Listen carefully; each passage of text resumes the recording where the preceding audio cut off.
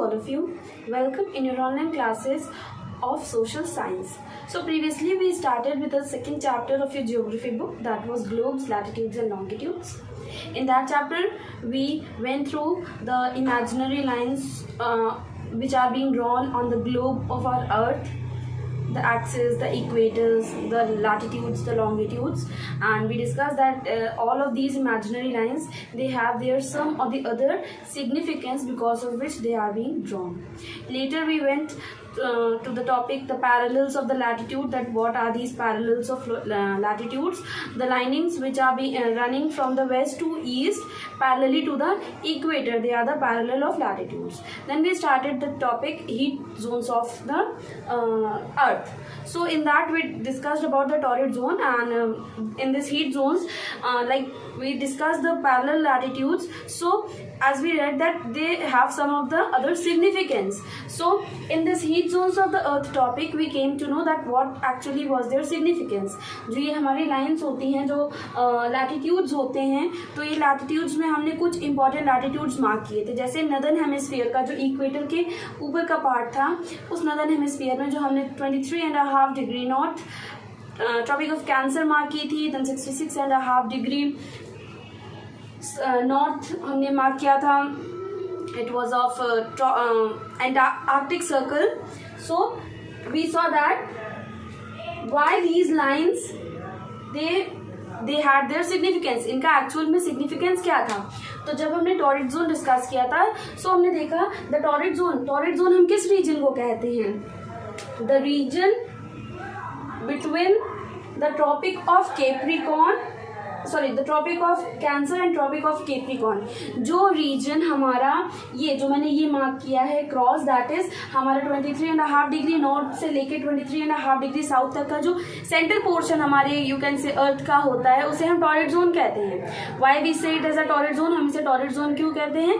Because this part of the earth receives the maximum sunlight. ये जो अर्थ का part होता है ये मैक्सिमम सनलाइट हमारा रिसीव करता है. That is why it is termed as the torrid zone. Now coming to the temperate zone. Now what is the temperate zone?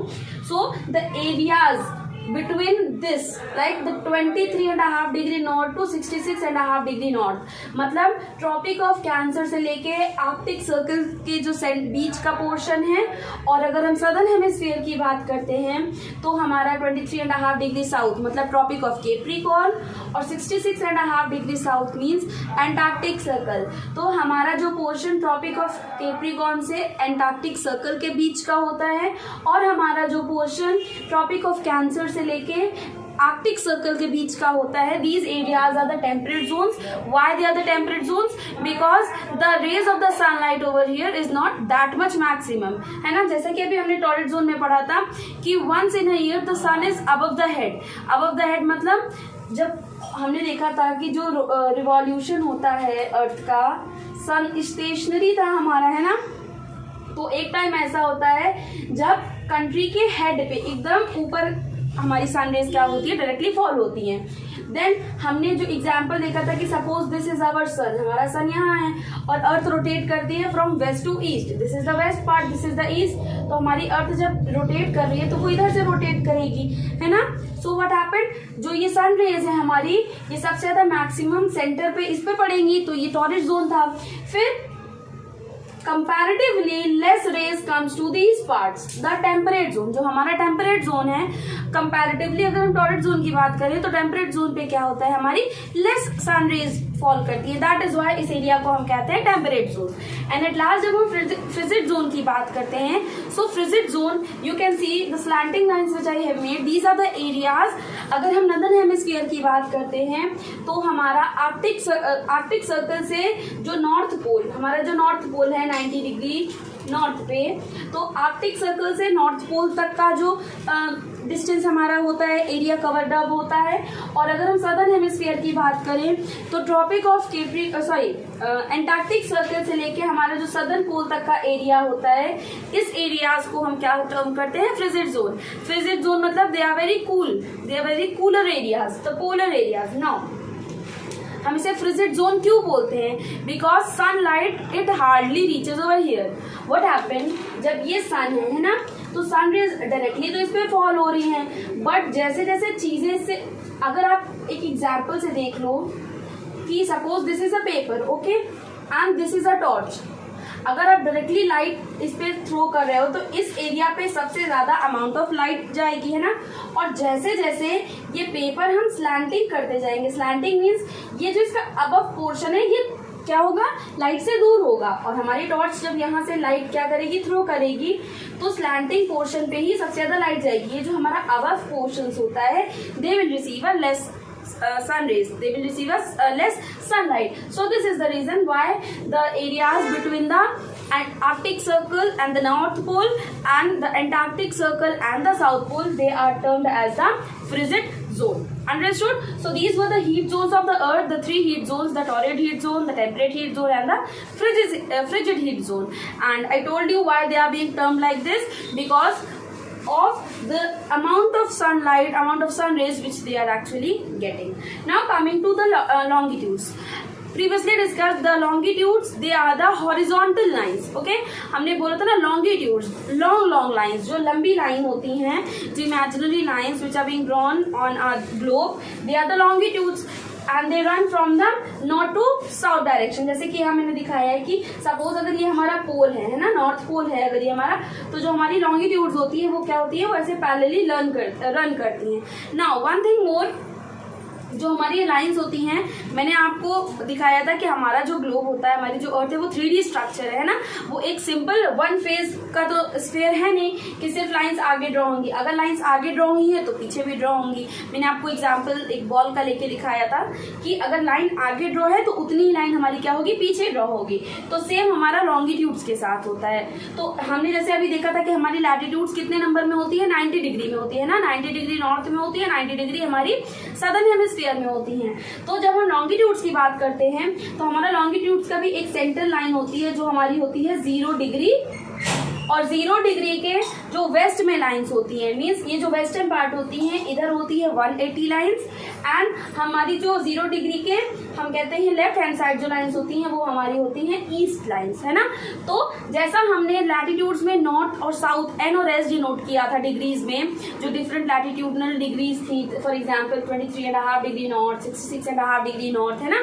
तो जब हम यहाँ लॉन्गिट्यूड्स पे लाइन को मेजर करेंगे, फॉर सपोज अगर हम कहेंगे दिस इज 60 डिग्री लाइन, तो हम बोलेंगे 60 डिग्री वेस्ट, और अगर ये 60 डिग्री है तो ये 60 डिग्री हमारी ईस्ट होगी।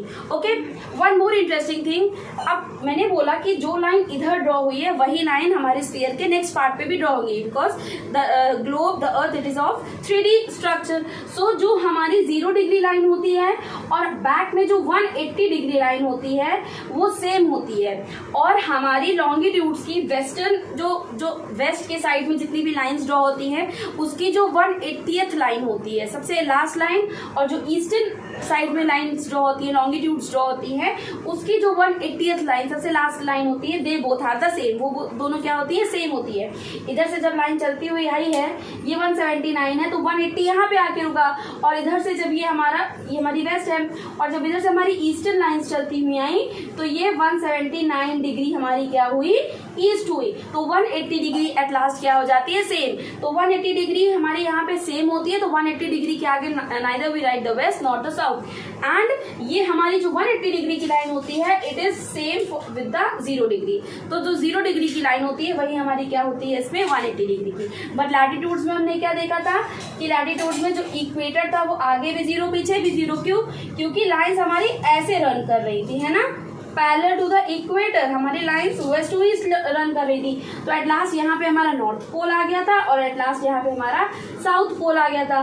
तो इस 0 डिग्री इक्वेटर के साथ कोई भी लाइन हमारी ओवरलैप नहीं की थी। बट अगर हम लॉन्गिट्यूड्स की बात करते हैं, so the line, the 180th line of the western part and the 180th line of the eastern side, they both overlap each other, and the 180th line it is the same line which is being drawn with the 0 degree in front. Understood? I hope you have understood this much. Now moving further, now we will see that how these longitudes they help to know the time of a place, है ना। अब हम देखेंगे कि ये जो हमारा longitudes है ये कैसे हेल्प करता है टाइम को डिटेक्ट करने में। Okay, now what happened, as you can see in the drawing, the grid which is being drawn, there is a line which is mentioned prime meridian. So अभी जैसे हमने पढ़ा था, तो जो हमारी 0 डिग्री लॉन्गिट्यूड होती है उसे हम नेम करते हैं 0 डिग्री लाइन को हम मेंशन करते हैं prime meridian. Okay, now what is this prime meridian? जब ये डिसाइड हुआ कि all the countries they have to decide the time with these longitudinal lines, so what they thought was that they should have one common line from where they will decide the timing. तो जो एक common line ली गई, that was this prime meridian line. ये जो prime meridian line है 0 degree longitude from the Greenwich और green where the British Royal observation. एक चीज़ अभी आपको और बताया था कि जो 0 डिग्री लॉन्गिट्यूड हमारी लाइन है वही सेम 180 डिग्री चाहे हम ईस्टवर्ड की कह दें और चाहे 180 डिग्री वेस्टवर्ड की कह दें. So this whole line it was termed as the prime meridian. And this prime meridian 180 degree, it divided the earth into 2 equal halves, and the first was the eastern hemisphere, the second was the western hemisphere. So ये prime meridian line को क्या किया गया, common लिया गया. और common क्यों लिया गया? To decide the times. Okay, and when the prime meridian of Greenwich, it has the sun at its highest point in the sky, all the places along with this meridian they had the midday. Okay, now you must be thinking that what is the use of this grid. अब हमने जैसे discuss किया कि longitudinal lines और latitudinal lines जो हैं वो एक साथ हमारी रन करती हैं ग्लोब पे, है ना. एक साथ, वो ऐसा तो नहीं है कि थोड़ी देर के लिए लैटिट्यूडनल लाइंस ड्रॉ रहेंगी एंड देन फिर हमारी लॉन्गिट्यूडनल लाइंस ड्रॉ हो जाएंगी, ऐसा तो है नहीं. सो ये दोनों लाइंस एक साथ कंपैरेटिवली रन करती हैं. So with the help of these lines, for example it is given that Dhubri in Assam कहाँ पे सिचुएटेड है, 26 डिग्री नॉर्थ लैटिट्यूड पे और 90 डिग्री ईस्ट लॉन्गिट्यूड पे. तो कोई भी प्लेस की अगर हमें सिचुएशन पता करनी रहती है तो उसकी लॉन्गिट्यूडनल और लैटिट्यूडनल जो लाइंस होती हैं उन्हें क्या करते हैं, हम मार्क करते हैं. And with that we get to know about the places. और इसे हमने अपने चैप्टर के स्टार्टिंग में डिस्कस किया था that some of the people they don't know the names of different countries, but when they get to know the degrees, the lines at which these countries they lie, so they easily get to mark these countries. Okay, now how actually with the help of these longitudinal lines we can mark the time, what are the factors which we use to mark the time, we will discuss it in our next class. Okay.